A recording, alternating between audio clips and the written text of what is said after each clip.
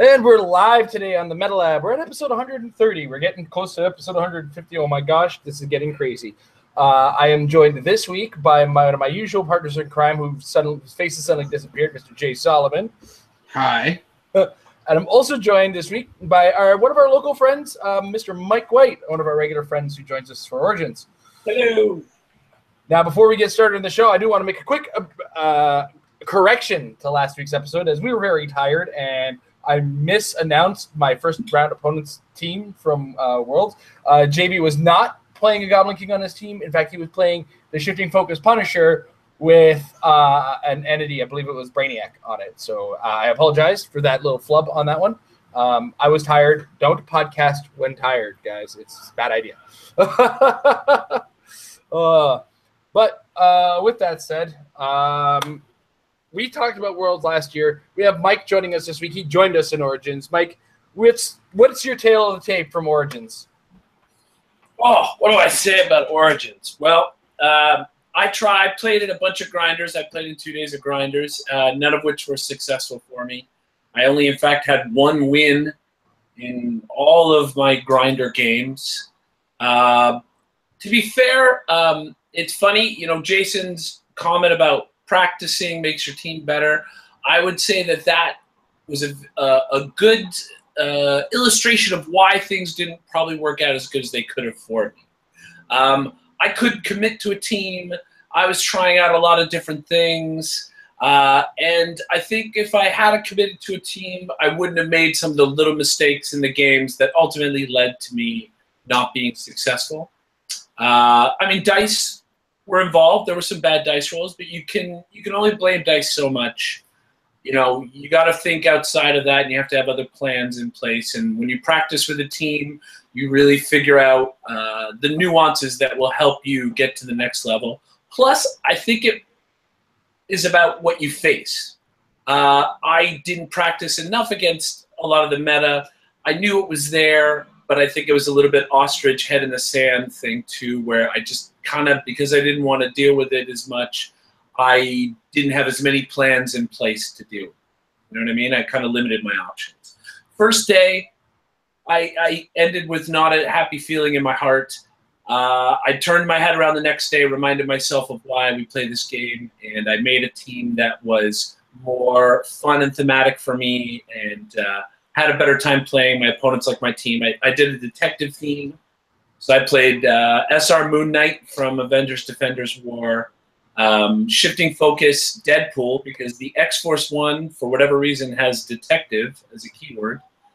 I put Brainiac on Moon Knight. I put Eclipso on Deadpool. I threw Ace the Bat Hound on there for good times, and I had 3 ID call-ins, Nightwing, Spider-Man, and the Atom.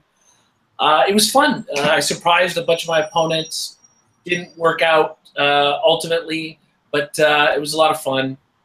Got to then play in the Battle Royals. Battle Royals are always a great time. A lot of good friends I've made over the years now going and playing in Battle Royals. Got to play with a lot of them again. Had some nice moments with some young kids too, new players to the game, so that was great.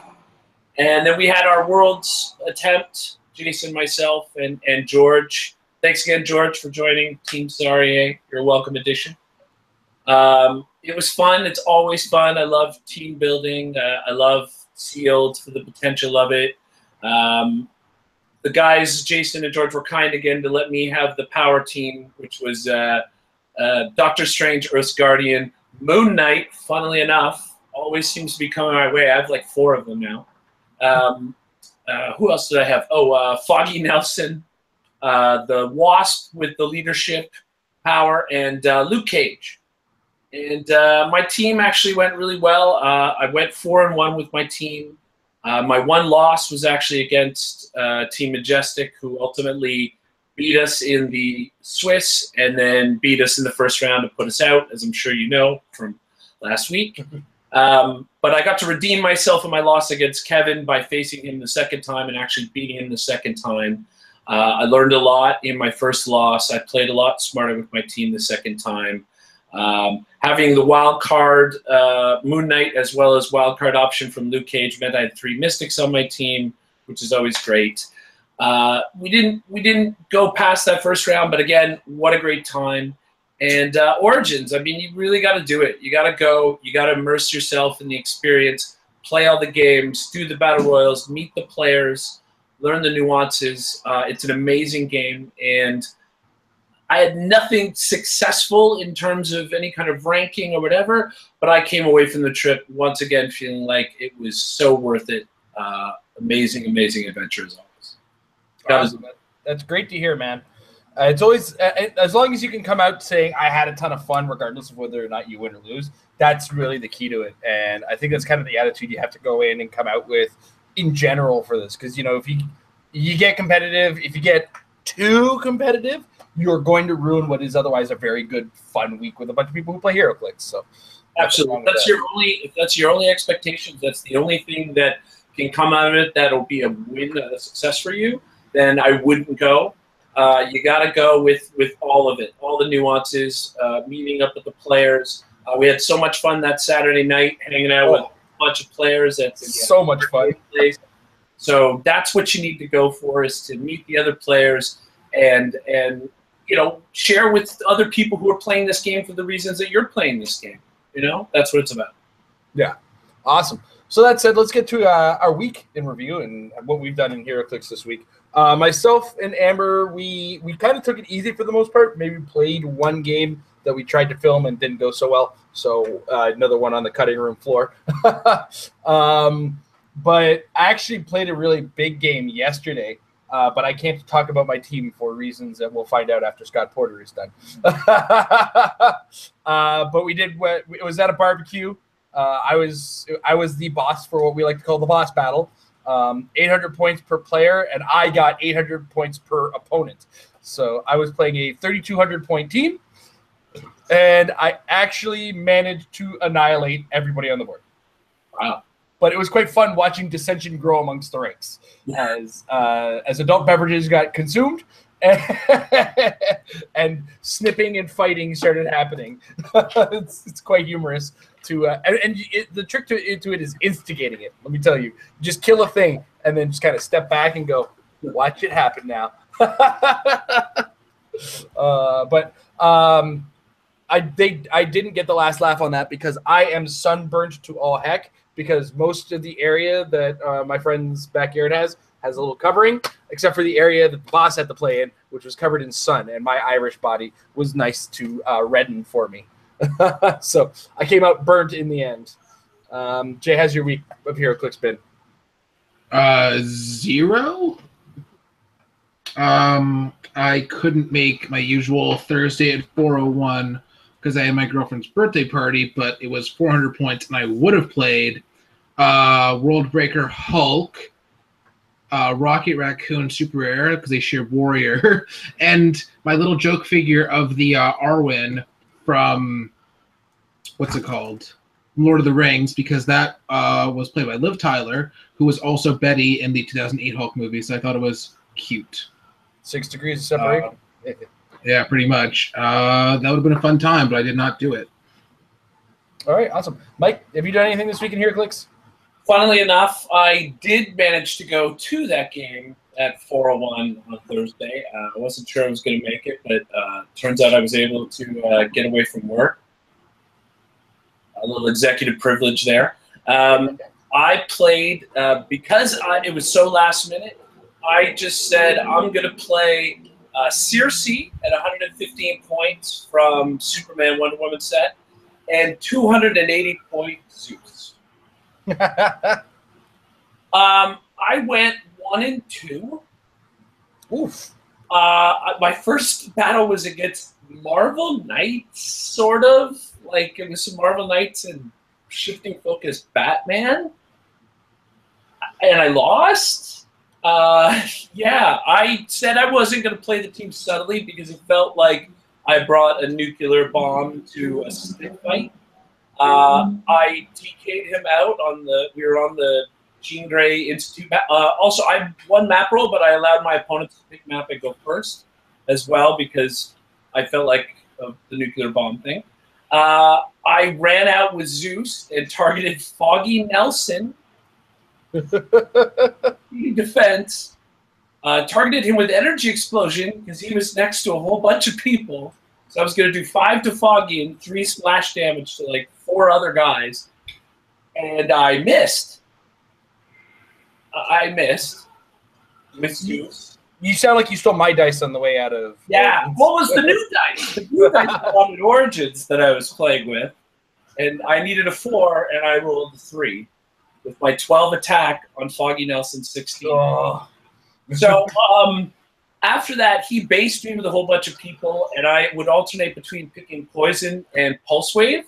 I could have been single attacking people and maybe one-hit killing, but again, I kind of felt like I'm going to play this as like kind of mindless as possible, and that worked against me in the end because the only doing 1 clicks overall, long-term wise, he managed to take me out. He still had Man Without Fear left, and that was it. Because he managed to heal. He kept getting into the hindering terrain and healing, and I missed on a whole bunch of attacks. It was a lot of fun, but didn't win. My second game, I faced off against Casey, Superman, full points, Casey, Spectre, full points, Mercury, and Lois, the more recent Lois, the one where you can't target her if in whatever. Sorry, that's she's from. I killed Mercury first with Zeus to get rid of the TK so I could have the distance. Managed to take out Spectre. Then I pulled an ugly trick of mind-controlling Superman to charge on Lois, hit Lois to her stop click. Then I picked Energy Explosion with Zeus, targeting Superman, hitting him, and the splash damage off of him killed Lois. It seemed really fun and thematic, but I lost that game too because Superman kept hitting me while I kept missing on my Pulse Wave. And then I misread the dial near the end, and I thought I was on the invulnerability click when I was actually on regen. So I went for another Pulse Wave, and I missed, and I died. My last game, unfortunately, was against a brand new player. He played an all Batman family team, and because he was new, I made a promise that I wouldn't pick Pulse Wave. Because it seemed the only fair way to play against his team. I taught him how to get into hindering all the time, but ultimately, you know, he tried his best. He did damage to Zeus. A couple of well-timed energy explosions, and that game was a bit of a wall. But it was still fun. Once again, dice proved that a 12 attack does not mean anything. And wow, 280 points of suck was what that was. But again, I'm so glad I got to go out and play. Yeah. Sometimes it just feels good to get out, get some games in, and chuck the dice, have some fun. Yeah. Yeah, I had no expectation on it, and good thing I didn't. It sounds that way. But, you know, it was fun nonetheless. All right. So that said, we've got our first looks officially coming from WizKids at the Elseworld set. So let's start and share some previews coming from WizKids site itself. I'm going to start with figure number 18, the uncommon The Flash, with Central City Flashpoint Scientist and Speedster keywords. His real name is Barry Allen, and he's got a trait, Saving the President, once per game. If another friendly character within 10 squares in line of fire would be hit by a range attack, you may place the Flash in a square adjacent to the target, and that attack misses that target. If you do, for the rest of the game, the Flash's speed value becomes 0, and he can use Sidestep and Outwit. And he's a hypersonic with a little bit of super senses. 60 points, 4 clicks. And we're going to get, Mike, your thoughts on this uncommon Flash to start. Kind of ridiculously, amazingly awesome. Maybe not so much even, sorry for that bus outside, maybe not so much for the figure itself as part of a build, but are you kidding me for that 5 points of a call-in for him? Ridiculous. Yeah, I don't know what else to say. Like, if you don't have Bizarro, I guess you've got this common Flash. Yeah. Jay? Yeah, pretty much the same. Considering he can get an attack in on top of just having that effect is just, yeah. And the fact that I think the way the trait is worded, you can disappear. It's all simultaneous. So you don't even he can disappear and do it all at the same time. So it's not even like he'll be retaliated on. Yeah, that's the way I read it too. It's all simultaneous. You do your attack, you set it up, and then he makes an attack miss and disappears all on the same thing. So it's not even like he's easy points either. Yeah. Like, what a great counter to Nick Fury, right? Yep. Are you gonna Nick? No. Nick.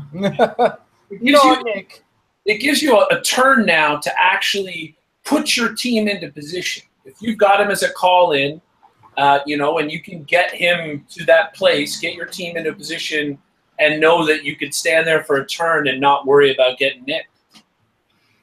I think now that I think about it, he's actually a good complement to Bizarro himself, because he stops the Hawkeye trick, because he'll say the first attack automatically misses, so Hawkeye will not be able to continue.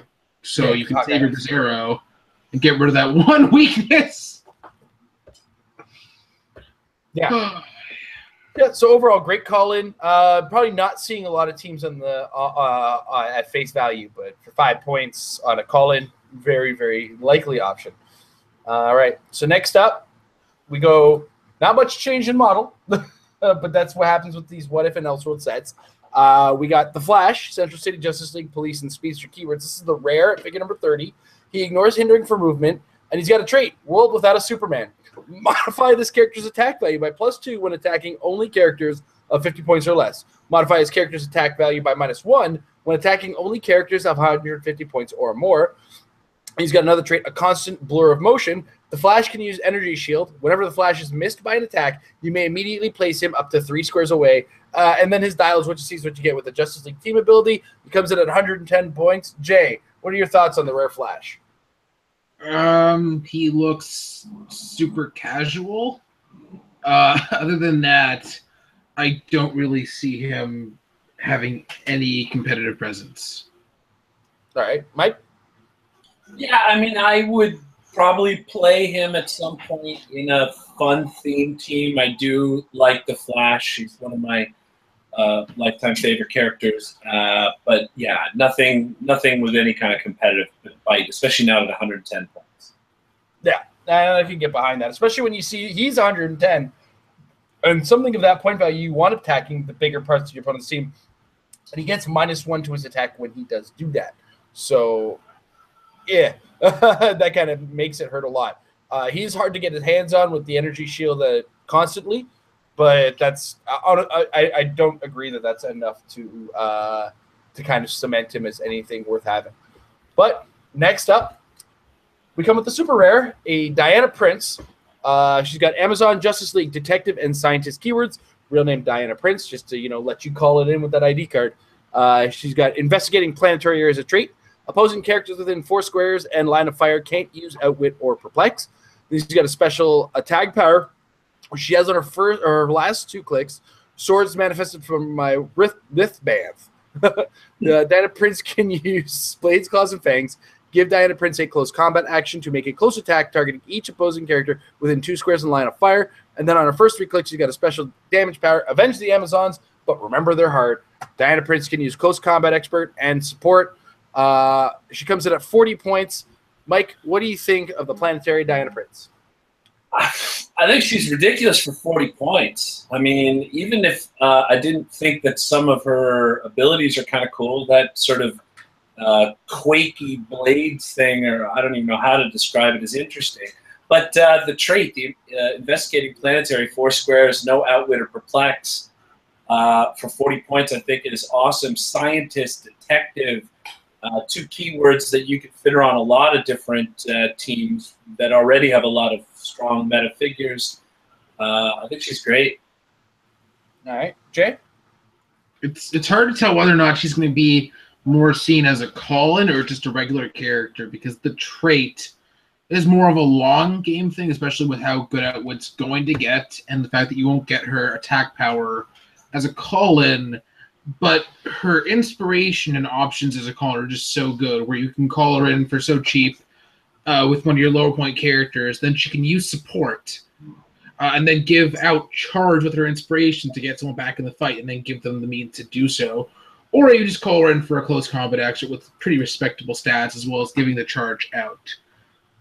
But either way, she is going to see play. All right, awesome. And I haven't personally read Planetary, so anybody in the chat here read Planetary? Nope. No? All right, cool. Because I was just wondering if that investigating planetary trait is something that might be more common to the characters from the book. Are they smarty pants kind of characters where you'd expect those type of powers? Hard to say. So she could be like specifically directed to counter those, but also has a longer set of reach. Who knows? Not sure. I looked it up, and I think she was from an Elseworlds based around What If. Like, she's not even standard planetary continuity, so it's hard to say. Yeah. We'll see. It is Elseworlds after all. Everything's made up, and nothing matters. As far as Are we still referencing whose line is it anyway? Are we ever really going to stop? We can all blame Scott Porter for that. Mm-hmm. He shows up on that and whatnot. All right.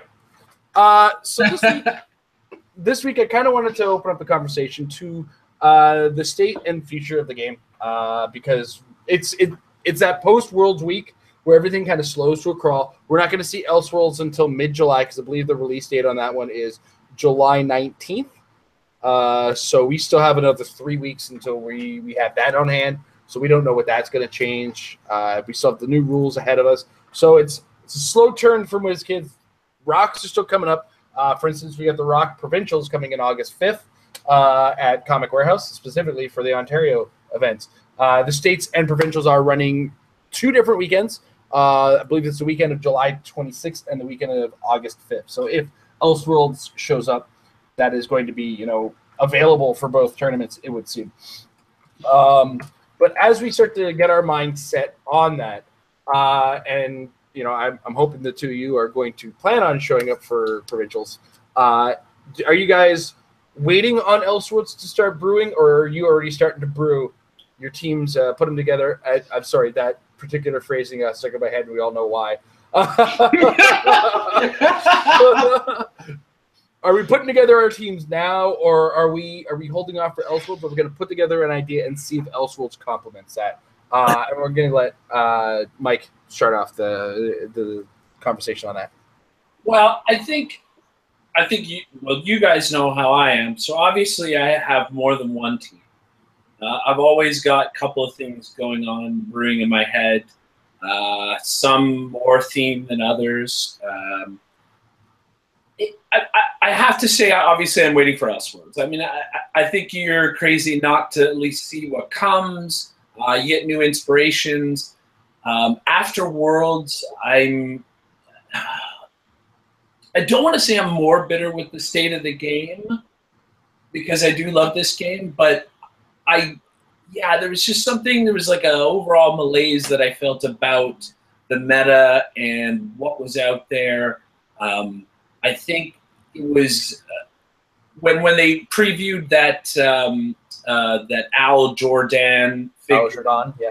And they mentioned that there was a pick a power thing, and everybody went, like I think that's it. Like, as someone who loved Trinity War Batman and Element Man, who are both pick a powers, I'm kind of starting to get a little sick of the pick a power thing myself. Like, it almost feels like the future of Heroclix are going to be blank dials. Like, here you go, here's your figure with they're blank and they have stats, and just pick your powers. Everybody just pick powers. Doesn't matter anymore. Lois, you pick some powers. Police officer, pick some powers. It's a little bitter about pick your powers. So, but anyway, because of that, and because of, I think you have to be waiting for this new set to see what's coming, to see if maybe there's something in there that can flip the meta on its head again and can surprise some people. There's an element that is always beneficial when your opponent is not prepared for what it is that you're going to play. And newer figures will always be harder for people who've had the time to get accustomed to them. Maybe they've missed rulings or erratas or what have you. So you'd be crazy not to be leaving the door open for what might come in elsewhere. All right, cool. Jay, your thoughts? I'm not building anything because I'm not playing. I'm going to be judging at provincials and. Whoa, says who? Says You didn't run this by me. I talked to Mike a while ago. Mike Payne is running Canada Cup. I am running Provincials at Comic Warehouse, sir. Don't you want to get rid of your competition? Right. Not that I am much competition. As far as I know, I'm up in the air as to what I'm building, but considering how game-changing What If was, and doubly considering that there's much more of the big names in Elseworlds than What If, like, in retrospect, What If was just a lot of, like, Punisher, Daredevil, whatever, but not so much with the big names, whereas we've definitely seen a lot of the bigger names in Elseworlds, so I feel like there's more likelihood that those will be the game changers as opposed to smaller names like Norman Osborn or James Rhodes or whatever. I'm looking forward to Rock tournaments because of the Faust ban, so that should help with a lot of the problems in the current game. Yeah, outside of him, I'm pretty okay with the state of the game right now. I mean, it's not like much has changed because we had Super Skrull, and then he retired, and then we got Jakeem 3 months later. So it's not like anything's really changed as much as the options around the pick of power. And with no Faust to get rid of a lot of the other options, it should balance the game out more. Like how, let's say, it's not the smartest idea to play a Doc Ock team when Felix Faust has a 1/10 chance of rolling energy dampeners and you're just done for the game. So I feel like that'll open up options a lot more to give Super Skrull and Jakeem and Goblin King a run for their money. So I'm pretty okay with the state of the game right now, at least as far as Rock tournaments are concerned, because the next WizKids tournaments are going to be opens in the fall. So guess as good as mine on that one. As far as precedent goes, I'm pretty good with the game right now. Okay. But if I was building, I would wait for Elseworlds to answer part of the original question. Yeah, that's fair. That's fair. I mean, it's always that thing. You get a week to build, so you get that chance to sort of look at the set and go, is there something that is a definite? With What If we had the Goblin King? We've got the Al Jordan, which we've seen now. If I remember correctly, that's from 1001 Emerald Knights. Wasn't Kyle Rayner a pretty big thing in that? Or Ibn Rayner, I believe his name was, in that. So who knows what we're going to be running into in that end, right? With call-ins, it's also interesting, right? Like a lot of those call-in, we're probably going to see more Batmans showing up in Elseworlds, Wonder Woman, Supermans. We've already seen the Flash. So these are all call-in ID cards that could have a whole new life with this set. We saw the 40-point Diana Prince there that could be called in. We've got the 80-point Flash that could be a call-in. So definitely, I think already we can see how Elseworlds could affect building for that next event.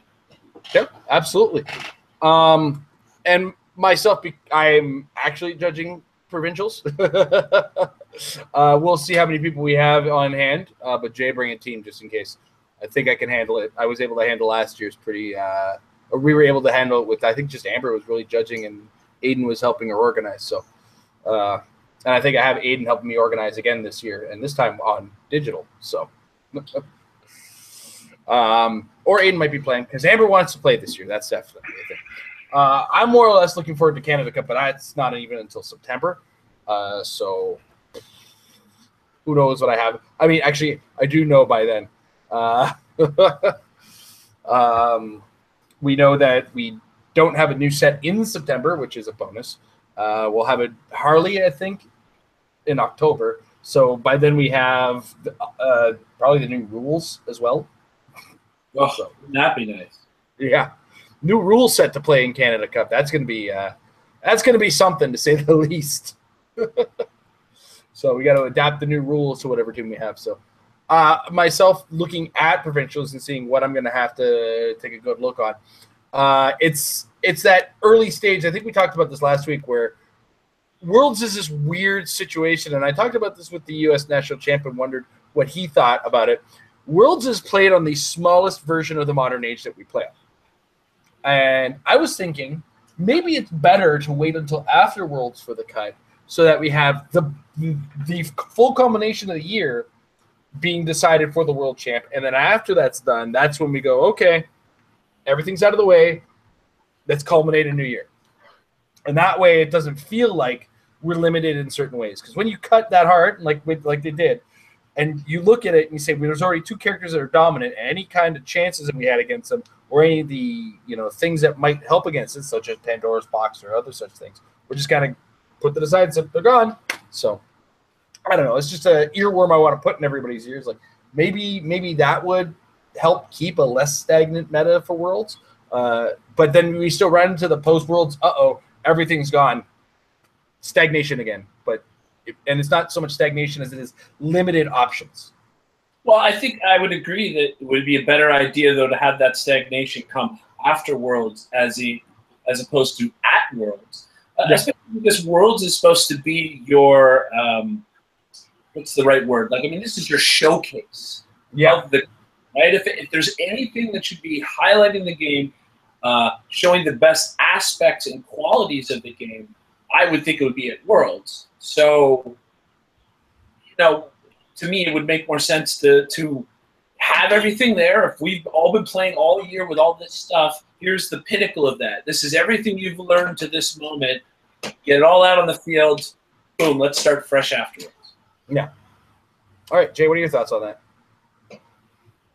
I think there are pros and cons. I feel like cutting everything all like that at once and basically puts everybody on the same level playing field, where it's not like you've been playing for a year, the same team. So somebody that has all the time in the world to practice has, I guess, less of a chance compared to other people who might have less time to prepare, so it kind of evens them out a little bit. But yeah, it's also not necessarily a smart idea to get rid of basically everything when we already knew that there was going to be the 2 big names. Like, pretty much everybody knew Jakeem Faust was going to be the thing to beat.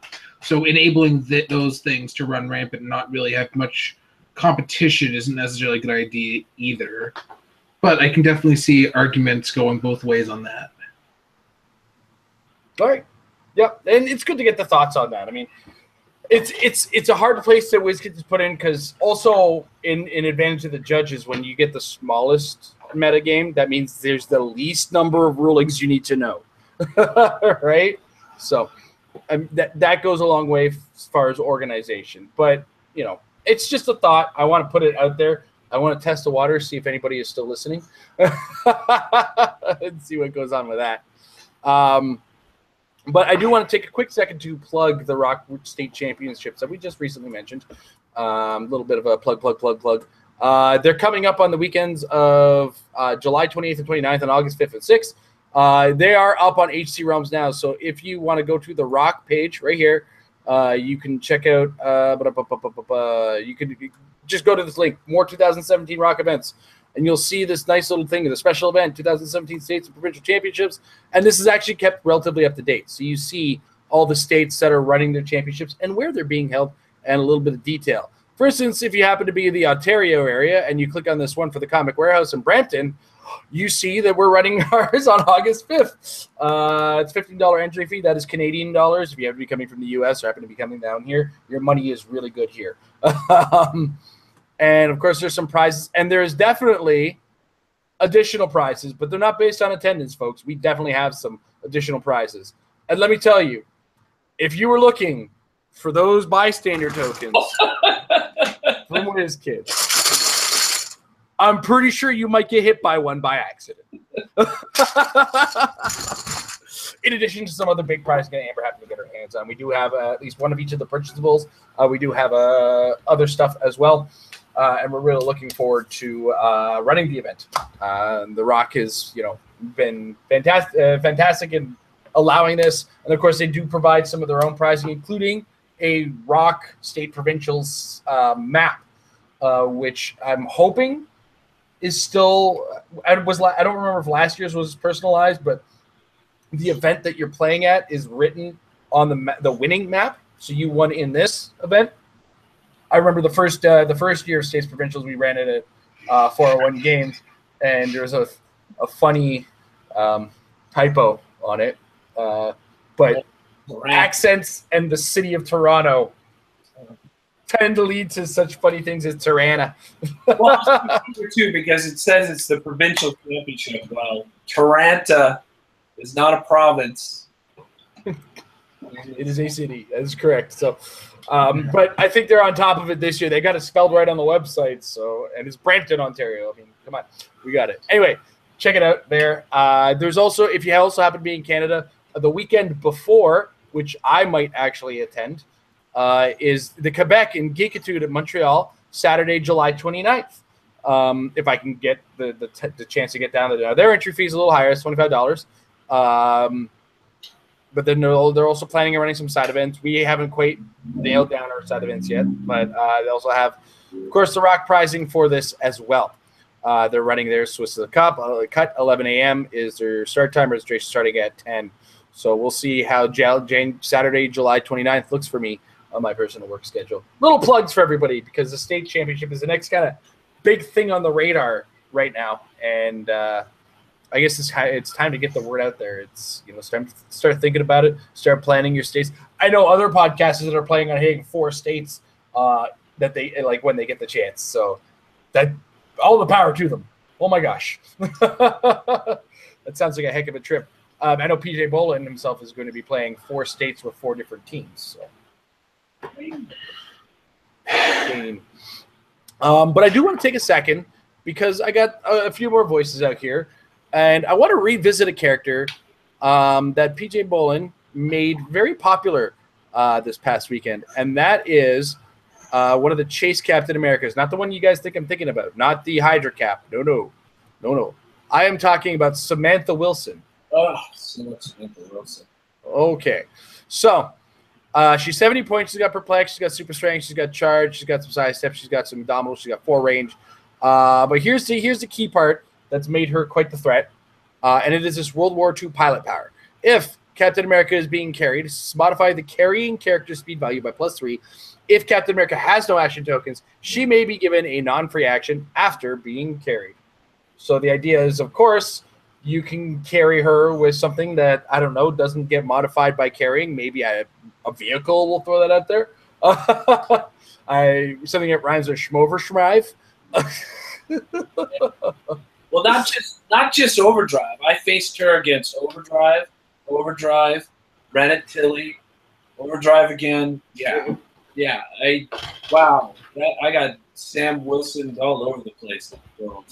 Yeah. Now, I know a couple of us on the show were singing her praises, and some of us were kind of meh on the character itself. After what we saw at Origins, are any opinions changed? Like, Mike, is your opinion of the character changed? Did you go in high or? Yeah, way higher. I didn't process that reading her the way that these guys did. It's so obvious now. I deserve a slap. That's the ownership of the map with that is crazy. It's crazy. Yeah. Jay? I remember liking her the second I saw her, and I did not change my opinion, obviously. I mentioned Doc Ock before. You're going to see that. It's worth breaking theme over to have a 16 square placement in the next square plus giant reach. Yeah. It's going to be crazy. Well, plus both Doc Ocks could attack, and she also could still attack. Yeah. And why don't you bring a tank along, right? Bring a little pocket tank along. Why not? That's giving me PTSD on that one. Oh, man. Well, I had one round. I had my first round, my only round of the single elimination. It was Sam Wilson with a 14 attacking with a tank. Oh, it hurts still. Yeah. Just watching my Colossals die to that. Yeah. You don't get a lot of room. I also want to point out, you don't get a lot of room to position with on the what's the word I'm looking for? On the Superman, Wonder Woman, Olympus map. You don't position. There's no room to move there on the starting areas. It's like, what do you mean best Alpha Strike map they've ever made? What do you mean you can't counter the Alpha Strike by Alpha Striking yourself? Nonsense. Let me tell you. Anyway, I just wanted to kind of bring that up in conversation because it's this weird week. After Worlds has happened, not much is happening. We're still kind of recovering. There's not a great deal to talk to until Elseworlds starts kind of hitting us in the face. So just kind of wanted to kind of reopen some injuries from Worlds, as it were.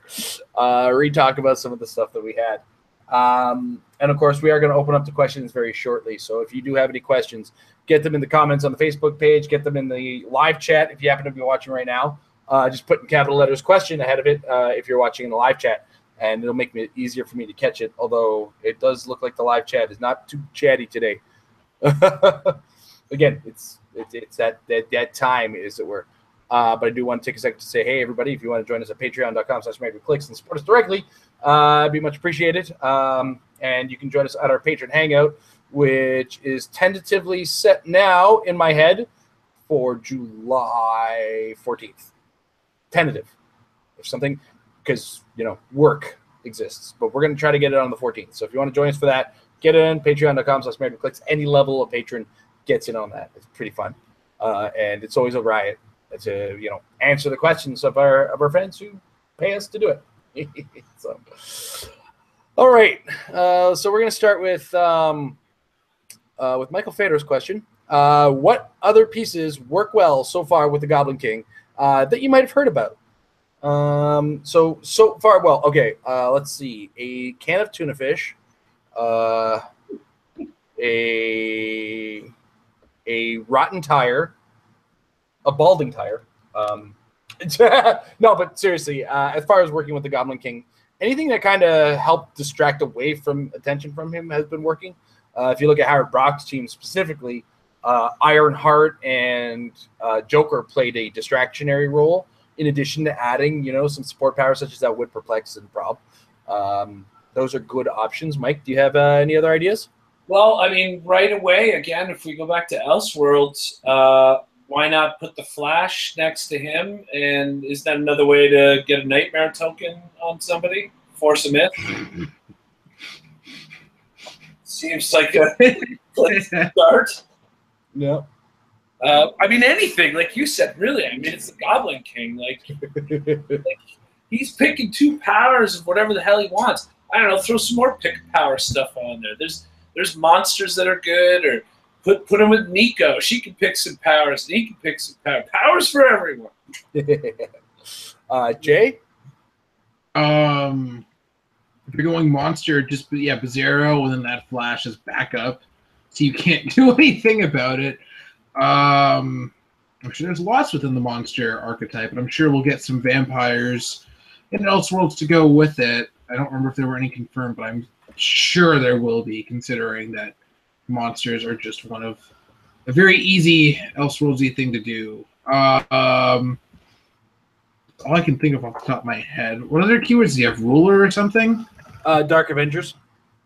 That's not really much of a keyword, unfortunately. I'm just giving the facts, man. I didn't say. Yeah, that's true. Yeah, that's not. You said what other ones does he have, not what are the ones that he can use.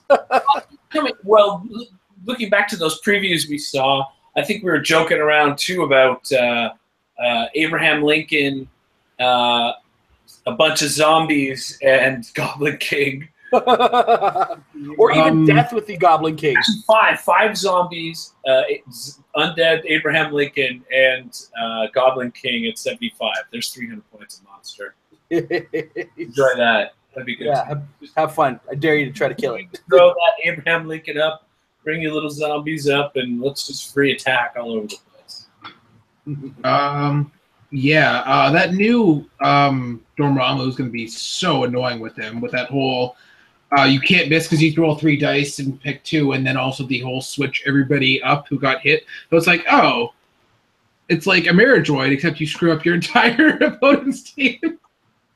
So, well, when you have pick a power, it's just like, what don't you have at your access there, really?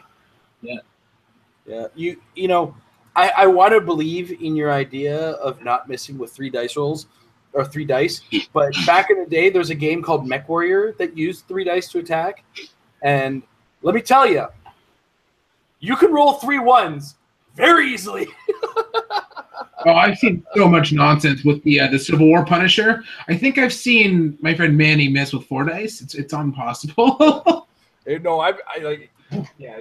That MechWarrior game was about as bad on critical misses as anything else I've played so far. You'd think I'd be sick of dice games by now, right? Just go back to Magic games. There's no dice in this game. I am so looking forward to seeing you playing Red Lantern Shredders if there's ever a competitive Golden tournament. Oh man. So Jason is notorious for not liking dice, and it would appear that he's using the Red Lantern, and it would set your shredders on his team. All right. I think one of our greatest games was involving that when you had was it a Red Lantern animal team, and I had my head in a jar, Supreme Intelligence. Yeah, and then you get an invincible click. Well, game's over for me.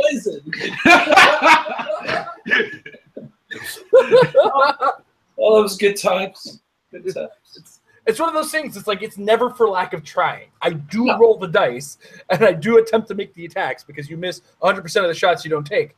But I also miss 100% of the shots I do take. So, you know, F you, Wayne Gretzky, and all your genius.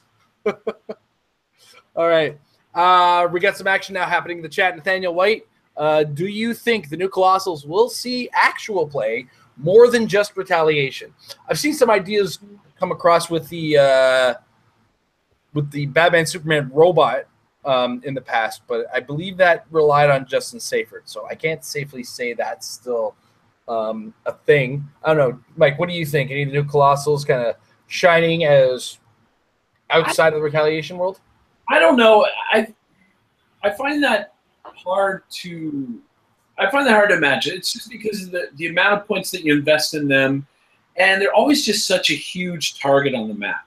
And part of what makes them work with this Colossal Retaliation is they're a big target, but they're very little points, so the motivation to try and go after them is minimized. Also knowing, if there's 2 of them on the map, one of them's going to get you if you're trying to go for the other one. I could be wrong, but none of them have made me feel like they're really part of team building for anything more than their lower plays. All right, Jay? Depending on what we get in the Harley set, because we know there's a female Fury sub-theme, so maybe Brimstone becomes more viable as that than a Retaliator, especially considering the poison change. Solaris is really good at points, considering that ridiculous pulse wave. I used that yesterday in my game. It was gross.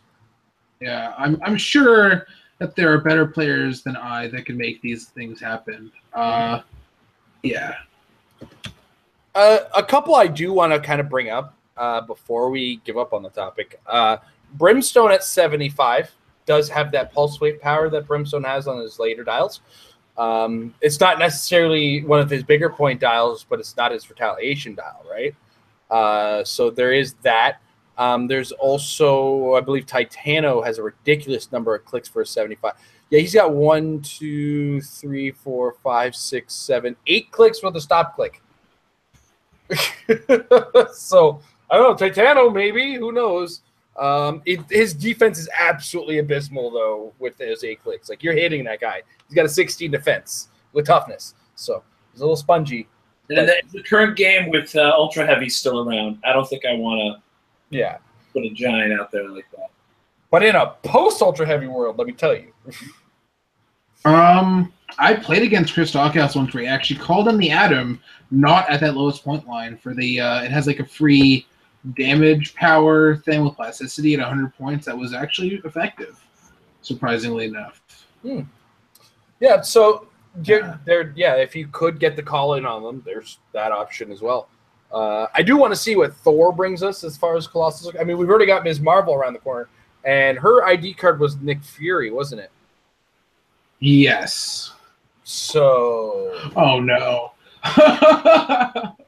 Just saying. Giant Kamala Khan out of nowhere. There's no force in the universe that will stop me from playing Colossal Grid in every possible game. And I'm also going to laugh myself to death. If Colossal Retaliator grew, it's actually cheaper than Baby Groot. Because what was Baby Groot? 30 points. He was 30 points. Yeah. So it's plausible that it's plausible that it costs 25. We'll see. We will see. All right, Luke. Oh, I'm gonna mess this up. Scheffenacker. He wants to know: is Jakeem Thunder going to be good after the new rules? If not, what is the next meta team? It remains to be seen what they do with his. If they do errata his power, I doubt they will. I'm of the big doubt that they're not going to errata his power, so he's going to seem weaker in the new meta. But there is, of course, the idea that Outwit is going to be strong against him, still work against him, but then stealth is still an option as one of his powers. Supreme Intelligence still gives him stealth, so he's not out of the woods per se as an option. That's kind of where my head is going. Mike, what do you think about that? Yeah, I mean, he might diminish a little bit with the rule changes. It makes him maybe seem a little less insurmountable, but there's still plenty of picking powers, good stats. I mean, his numbers are good. He's got a healthy dial with good defensive numbers all the way along. The JSA team ability, good keywords for theme building. I feel like it's like he loses a little off the top, but that's all. You'll still see him a lot. Yeah, I think future stuff that we know about kind of has a give and take with him. Like, we've already seen some JSA stuff in Elseworlds, and hopefully more, because there's a well-known Elseworlds of them, Liberty Files, which you never know, we can see. Actually, no, I think that Superman the Zod Superman we saw is from that story, so we can see more JSA there. But on the other hand, I think WizKids confirmed Primes in Thor, so he'll get more Prime competition. So the stealth issue, or the stealth kinda is another give and take. I think overall, with everything, he'll probably be in a very similar place to where he is now. I mean, mystical overall. Right? Just that alone, there's so that's never going away. Stuff out there, and there's so many things that work with him and help him out. I don't think he's. Doesn't that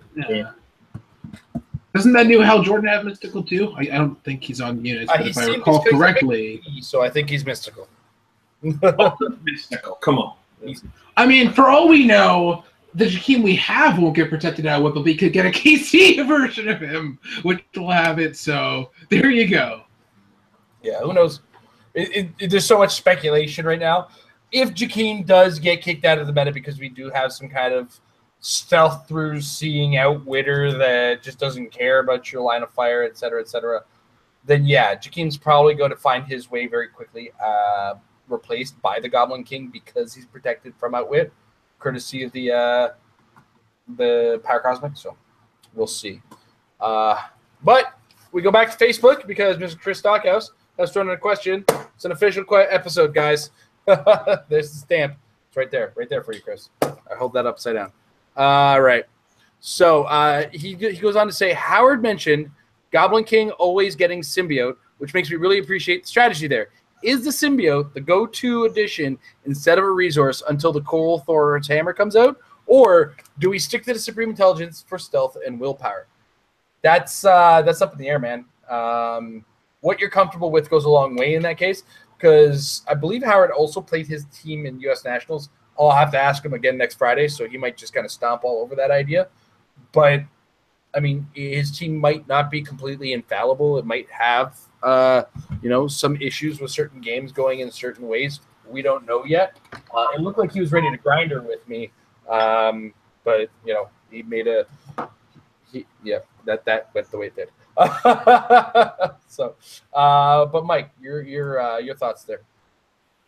Well, I like the symbiote. I think it's a great idea. I had toyed around with it on some of my teams as well. Like you said, though, one over the other, it's kind of almost apples to oranges. I mean, each is doing its own thing. shape change is fantastic to have, but there's also lots of ways around it. People find lots of ways around it. Stealth, same thing, you know, a lot of different ways around it. Personally, I think if I was choosing out of the two, I kind of like that the symbiote is half the point, and I've had a lot of luck with rolling 5s and 6s on shape change rolls over the years, so I'm a little biased probably in that respect. All right. Jay? I feel like with Wrath gone, that the symbiote is almost just a perfect game element to use right now, considering we're before the hypersonic changes, before plasticity doesn't nerf hypersonic as it used to. So basically, if you want to get rid of shape change, you have to nick it away or peg it away or some sort of effect like that. Because right now you can't hypersonic Battle Fury because you'll be stuck. So against other pick a power characters. So I feel like if you're not using the Supreme Intelligence for your Jakeem right now, I feel like the symbiote might just be a better overall play. Unless you're trying to use the Supreme Intelligence to actually turn all the way back up, which is just something else entirely. But if you're debating between the stealth willpower or the shape change, plasticity, and possible stats, they're different teams. Yeah, because for me, in the case of Jakeem, I would actually lean towards Supreme Intelligence because of the willpower. For me, the willpower is way more beneficial on him long term. Being able to act essentially each turn, you know, always there's a turn of clearing, but I think it goes way farther for Jakeem than anything else. But overall, I like the symbiote better. I feel like the symbiote works better on Goblin King, and Supreme Intelligence is a better choice for Jakeem, personally. Yeah. That's kind of where I would have directed it, is one in the same, not one in the other. Yeah. So, like, you know, the symbiote for Goblin King, definitely. The Supreme Intelligence for Goblin King, I don't even put him on the same page, to be honest. It's like it's unnecessary. He comes with the willpower, which is what a lot of people go for. So then you got to go find another click that you're more interested in. And honestly, the combination of plasticity and shape change protects you from so much. Like, for instance, like Jay said, the plasticity stops the hypersonic Battle Fury because it doesn't like Battle Fury. You need to be attacking in close with a close attack. So unless you find a way to get giant reach in the modern day. Well, it's also allowing Goblin King to automatically break away. So absolutely, yeah. To tie him up and prevent him from doing what he wants. He's like, yeah, no, I'm going to keep doing what I want. I'm going to pick running shot, and I'm going to go over here. I'm going to pick charge, and I'm just going to go over here. Yeah. All right. So that leads us next to Nathaniel White's next question. He played an underwater boxing ring today, so his Venom Hulk could have his objects. Do you see special terrain being big, and what would you like to see come out next? I want it to be smaller, for one. It doesn't fit in anything I own. Like, what's going on? Like, that thing is just it. If you think this looks big, it's bigger than this. So it's massive. But individual pieces of terrain would be cool too. You know, kind of bring back the idea of the gun turret as terrain, maybe. I don't know. Just throwing ideas out there. It would be interesting to see more. I can't think of special terrain off the top of my head along the lines of a boxing ring, unless maybe barbed wire strips, maybe, of like a 4th thing across would be cool. Characters immediately stop even if they ignore hindering because barbed wire. Unless they have the soldier keyword, in which case they walk right over it because they're soldiers. Who knows? I'm just spitballing like right off the top of my head. I'd kind of like to see like a mini domed Atlantis. So it's like a mini section of water terrain that all of a sudden is there on the map, and you know, play it with your Atlantean teams or something, and they benefit from that. You know, something fun like that. I feel like it would get some weird nickname. Yeah. Well, we did have the bucket of water that was a one. Oh God, he's broken. Yeah, we did have the 1 square. You could even have like an area of effect kind of thing where, I don't know, lava or not even necessarily terrain as much as just like an aura of a ray of some sort that like affects characters in a specific way. Like something I can't think of, but I don't know. A force field? Yeah. Invisible Woman's force field. Oh wait, fantastic! We're ever going to see any of that. It's going to say, great idea, like bad license. I feel like in its current iteration, it's something that we're not really going to see outside of the convention season because you don't really get anything of that packaging during the year. So I think it's just not something we're going to see regularly, if at all. Mike just reminded me of how good, and it's, again, following the same Invisible Woman's force field thing, Doctor Doom's time-traveling pad.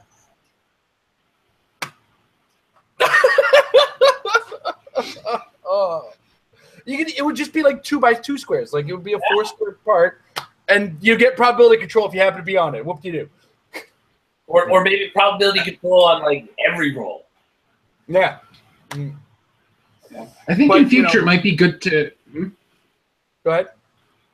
I was going to say, in future, it might be good to consider not necessarily making it 3D. Like, I know that I had a whole issue with... I was trying to figure out how the hell you would figure out having a character being both in and out of the ring. Like, try putting the tank both in and out of the ring squares. It's impossible. You're not. And then I think didn't they rule that you're allowed to occupy squares in and out? I don't want to think about it.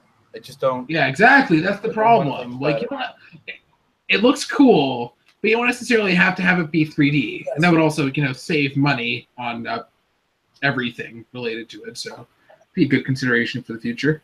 It does look cool, and then you can have great moments like this. Moon Knight off the top rope. Jakeem Thunder doesn't see him coming. Oh, it was awesome. It was so much fun. That made it worth the purchase there alone. But now I'm going to have two. Oh, yeah, that's right. Because at Origins, I apparently won one signed by Neil Adams. What? That was not going to get opened. Yeah, I love you, WizKids. All right. Next up, Gorak wants to know what characters from What If were the most effective in testing so far, aside from Goblin King.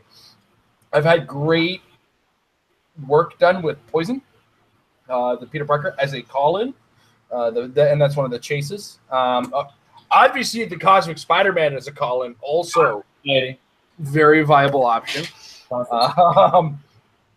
And of course, that's a super rare, being called in with a con-exclusive ID card, so we're not exactly on the budget here. I've tested and tried to make the rare Thor, I believe it is, the one that lets you double power action a mystical character to get him another action, and it just didn't work out so well. I tried to make it happen, and I don't know. It's not ready yet. There might be something going, but I haven't been able to get it ready myself. Mike, anything else you've tested in What If that kind of went, Peace Machine. Yeah. Really nice. Keeping the damage down to 3. I played an interesting team that was 2 of the 125-point super rare Iron Mans with the pick power with Peace Machine, Stark Industries, 300-point theme team. And they played really well together, being able to make sure that my Iron Mans weren't getting taken out with one hit. You just can't do more than 3 of them. The TK, lots of sidestepping, outwit. I like him a lot. I like that figure. And he's also another great call-in because you can use the War Machine ID, call him in. He's only 50 points, so a lot of teams you're playing, you can afford to pull him in on a turn where maybe you think your opponent's about to nail you with a big hit. Now all of a sudden they can't do more than 3 damage to you. So definitely I like Peace Machine. All right. Jay? Well, 50 points was already the cheapest TK you could call in. So now you just have him, who's just that, plus that ridiculous trade. Like, okay. plus Outwit, plus the Force Blast, which I played a game at Worlds where the Force Blast is what ended up finishing me off somehow. Gertrude York and Old Lace have a glorious, fantastic future ahead of them. I'm already seeing people trying to get multiples. I wonder why. I wonder why these really good players are trying to do this. Maybe because it's a good figure. I have one, and I'm looking forward to getting some play out of it. And on the same thematic note, I like the rare Miko Minoru a fair amount, although I feel like her pick of power is just so complicated and limited, it could stifle her a little bit. But being exactly the same number of points as lower point Goblin King makes you want to use her because it's not like she's more expensive for the same or similar thing. I don't know. You just really have to think ahead with Nico. You really have to kind of be thinking at least a turn ahead to what you want her to do down the line and be picking backwards, you know, so you don't end up on that turn where, okay, I need to pick TK with her. Damn it, I picked an attack power last turn. Son of a bitch. You know, yeah, I feel like that's the hard part about it. I feel like she's not really she's more experienced player friendly because of that. I think that there's some potential with her there. All right. Next, new Chefenecker also has another question in regards to Colossus Retaliation. Why is it so good? I faced it once in Grinders, but still do not get it. It's the Sophie's Choice problem that it presents. The Colossal Retaliation itself says, okay, I can now safely put my team out. If my opponent does something to my team that does damage to it, I am now going to punish them, and it doesn't matter how far away you are from them. And, of course, every retaliation is some degree of different based on your choices. Like, for instance, the Atom is going to deal damage to a bunch of characters clustered up or that are packing a bunch of close combat negators such as Shape Change or Combat Reflexes. As well, he'll penetrate damage reducers. Something like the Ameridroid will misplace you and possibly deal 3 damage. Who knows? We'll see. That one just doesn't matter. So ultimately what it is, it's a long-range punishment toward that, you know, makes you hesitate to immediately attack your opponent and causes you hesitation or overstretching to get the Colossal Retaliator out of the way instead of having to just deal with it directly. It's also one of the reasons that ID cards are still super popular is because if you can get the ID card character called in, find a way to get them off the board after being called in, you eliminate the retaliation. It's any number of those things. So, Mike, do you have anything to add there? Pretty much nailed it. I mean, most of them are between 15 and 25 points. It's not a lot of points to add to your team. It's a deterrent. You know, your opponent. A lot of teams are built around, you know, a mixture of characters. Well, now all of a sudden this figure just jumps across the map and like swats at your team and does a bit of damage to everybody and completely changes your strategy. So yeah, I mean, it's a great deterrent for very little points. Why not? All right, Jay. Especially when they can be harder to hit. Like we saw, Josh Ernest was playing Solaris, who already has a 19 defense with Red Sun Wonder Woman, who would take away stats if you're attacking him because he's a lower point character. And if you threw on the box at the time, it's like, okay, I need to hit like an effective 23. And depending on what the effect is, it can be devastating. Like Solaris can token your whole team, have his printed 19 defense and outwit, and then call something in. It's like, okay, is it even worth making attacks? You should play him in the ring. It's like Solaris brings it to the ring. On Wakanda. Just a matter. Yeah. It basically. Well, I can't remember who it was that said the more decisions you force your opponent to have to make, the more chance they have to make a mistake. It's like, okay, do I attack? It's like, it can even be a question if you attack the Retaliator themselves. It's like, okay, well, my opponent has 2 atoms. Do I try and position myself to take out both of them? But then what's the point? Because I've taken out 30 points. Or do I do anything really? It's just a matter of it's just you're setting yourself up for failure if you don't know what to do against a Retaliator. And they force those kind of decisions with their ridiculous effectiveness for the points. Yeah, I actually remember recently seeing a Rock team that consisted of Shredder, Jakeem, and Adam and another, I think it was 2 Adams, it was like, go ahead, attack me. I'm coming one way or another. So, all right. Hopefully that gave you the insight you needed there, Luke. But your last question is, what do you guys think of a small gravity feed sets that are fun, kind of like the Pet Avengers? I would specifically love a Pet Avengers small gravity feed. I'd be into that. That would be awesome, and that would be a great chance for Alyosha Craven to come. I mean, yeah, I think that would be cool. I don't know. Spitball one that you would get excited for there, Mike. Oh, I don't know. That's a hard question. Boom on the spot. Yeah, I'm not prepared for that. A small little set. Yeah, I think you should answer that. Give me a minute there. Give me a Legion of Superheroes micro set.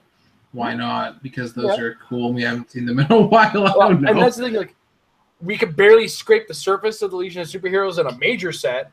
We barely got any of them in a collector set that they had. Like, every time we think we get a piece of the Legion of Superheroes, it's so big and massive. It's just like, we got a little bit more. I mean, why not, right? Like if you talk to a... I just said they threw the Teen Titans into the Wonder Woman set. Why not try the Teen Titans again? You know?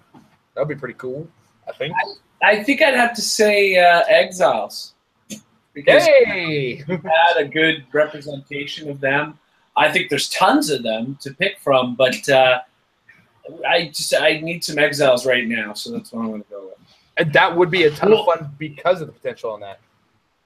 Yeah, well, and the gravity feed system just works so well for them. It's like, okay, there's like, let's say 20 figures in the set. Okay, I'll buy one. Oh, I got a blank. That's pretty cool. I'll buy another one. Oh, I got another Exile. Cool. Mm-hmm. It just works out so well for some teams if you have enough characters in the set. Yeah. They just need to watch their production levels too and just not overproduce them so that stores don't feel obliged or pressured by distributors to buy a bunch of them. Then they get stuck with a bunch of them too, because really you have like 10 players who buy a box of them each in your store. If you bought more than 10, you're stuck with them. You're just stuck. So, all right. But I do believe that actually brings us to the end of the questions today, guys. So I want to thank Mike for joining us this week. Hopefully we'll try to make you a little bit more of a regular face on the show, as we are going to be without our other Mike for a little bit. Jake, there could be only one. Which reminds me, where did Mike's head go?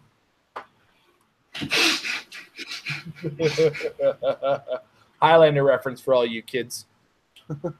Watch it. Great movie. Oddly stood the test of time, even though it's super 80s. So good. So good. But I want to take a chance to thank our sponsors over at hcrealms.com, your one-stop source for all things Heroclix. We talk about it all the time. We've already seen this site a little bit on this show today even. Check out all kinds of news stuff that shows up on the front page. Check out the forums. It's where the conversation is happening. Check out the unit section. Track your collection. Build your teams. I can't tell you how useful this tool is. Look for your figures. Pick out a figure. Add it to your team. Look, we're already halfway to building a team. Look at that. It's already doing the points and checking your team as well. It's got a really cool advanced search, so if you want to look for specific keywords, if you want to limit your search to just the modern age, it's a really useful tool in general. Check out the rock section. See what kind of events are coming up in your area. Keep your eyes open for your rock states and provincials. If you're in the States, check for your states. Check for your provincials if you're up north in Canada. Use the iTrader to trade, the chat to chat, and use the shop to buy some stuff. And while you're in the shop, put in the coupon code MARRIED for 10% off of your purchase. Also brought to you in part by MajesticCCG.com, the home of the Apex Insiders. So check it out at MajesticCCG.com/Apex-Insiders. I'm, of course, typing it right now because I didn't have it queued up and ready to go in my lack of professionalism. $3 a month gets you access to some of the great brains of the game, including such minds as Diego Pinto de Luz, the Brazilian national champ, PJ Bolin, second place in U.S. Nationals, Paris Gordon, former world champ, Kevin Afruz, he shows up on a regular basis. He's also a former team world champ. Easton Brock, the young prodigy himself, son of Howard. $3 a month gets you access to some great minds, including Jay's every so often. And I swear one day I will write for them again. But with that said, guys, it's been great having Mike here. It's been great talking to you guys. It's great to kind of get back into the flow. It's nice to have a slow week. And always remember that getting your team good means practice. And practice makes your team. Mike, end it off. better. Have a good night, everybody. Thank you very much for watching. See you guys next week.